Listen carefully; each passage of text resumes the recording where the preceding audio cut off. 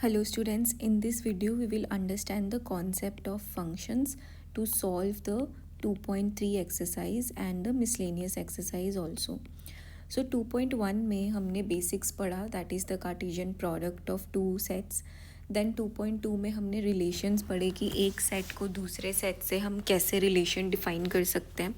अभी हम फंक्शंस पढ़ेंगे.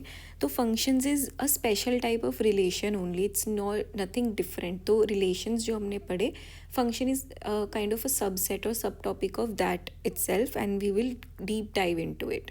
ठीक है. So definition if you see of a function, then a relation f from set A to set B is said to be a function if every element of set A has one and only one image in set B. ठीक है. सो हमने if you recall, हमने जब start किया था relations का concept, तो हमारे पास दो सेट्स थे, P जिसमें एलिमेंट्स थे ABC और Q जिसमें एलिमेंट्स थे जैसे Ali, Bhanu, Binoy and so on. ठीक है. एंड रिलेशन हमने क्या डिफाइन किया था, x comma y. x is first letter of the name, right, and x belong to p and q, y belong to q.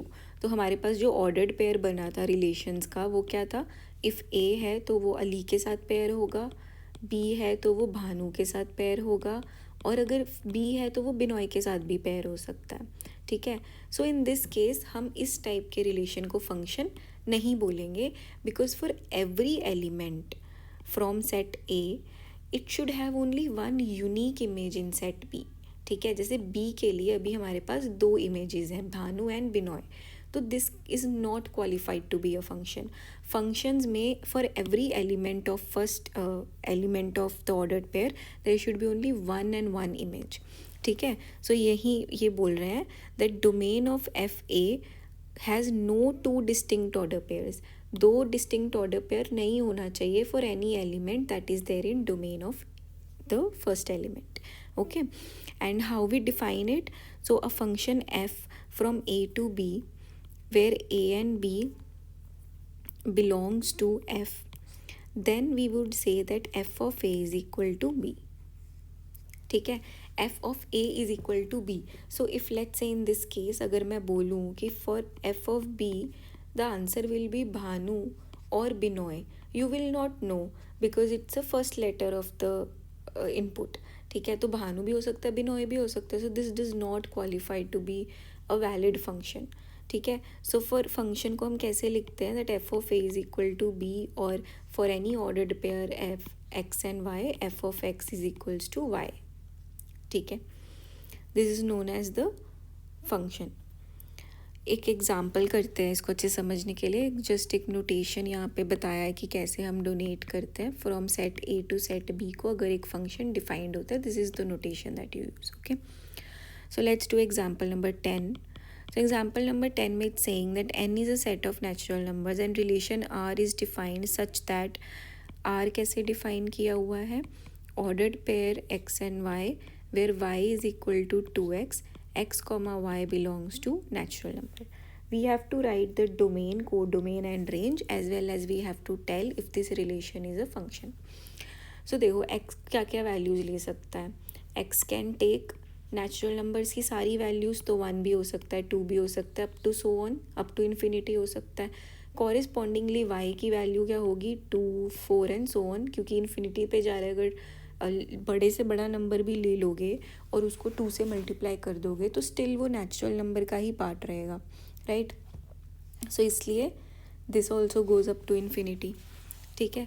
So domain क्या है, set of all natural numbers. Range क्या है, set of all natural numbers. And codomain is also set of all natural numbers, क्योंकि codomain is something जिसमें से हम range निकाल रहे हैं. ठीक है. And we have to now say कि whether this particular relation is a function और नॉट. अब आप मुझे एक बात बताओ, अगर x की वैल्यू 1 है और y is equal to 2x है, तो for every unique value of x y की वैल्यू भी यूनिक होगी ना. ऐसा तो नहीं होगा कि अगर x की वैल्यू 1 है तो y की वैल्यू 2 है, और अगर x की वैल्यू 4 है तो भी y की वैल्यू 2 है. This is not possible because इस केस में y की वैल्यू फिर 8 हो जाएगी. तो this qualifies to be a function. Okay. Similarly we have example number 11. So example number 11 में हमको बोला है that we have to examine each of the following relations given below and state if these are functions or not. So it's pretty simple. We just have to check that for any ordered pair एक x की value के लिए दो y की values तो कहीं define नहीं की हुई है. तो 2 के लिए देर इज़ 1, 3 के लिए देर इज़ 1, 4 के लिए देर इज़ 2. अब आप सोचोगे कि 1 तो 2 बार आ गया, तो दैट मीन्स कि 2 का आंसर भी 1 होगा, 3 का आंसर भी 1 होगा. सो दिस इज़ वैलिड. बट अगर उल्टा होता कि 1 का भी 2 होता और 1 का 3 होता तो ये इनवैलिड हो जाता. क्योंकि अगर मैं इसको ऐसे लिखूँगी कि f of 2 is equal to 1, I can write because I know for every 2 there is a unique 1. f of 3 is equal to 1, this is also valid. And f of 4 is equal to 2. But I can't write f of 1 is equal to 2 or 3. This is not valid. ठीक है. So this is a valid function. Then 2 में अब x2 है तो answer 2 है, x2 है तो answer 4 है. अगर मैं आपको बोलूँ कि मुझे f ऑफ 2 बताओ तो आधे बच्चे बोलेंगे 2 है, आधे बच्चे बोलेंगे 4 है. So this is not a valid function because there are 2 images of 2. ठीक है. देन 1 के लिए there is a unique element, 1 repeat नहीं हो रहा है. देन 2 भी रिपीट नहीं हो रहा है. देन 3 भी रिपीट नहीं हो रहा है. 4, 5, 6 सब यूनिक है. तो this is a valid function. Okay. We will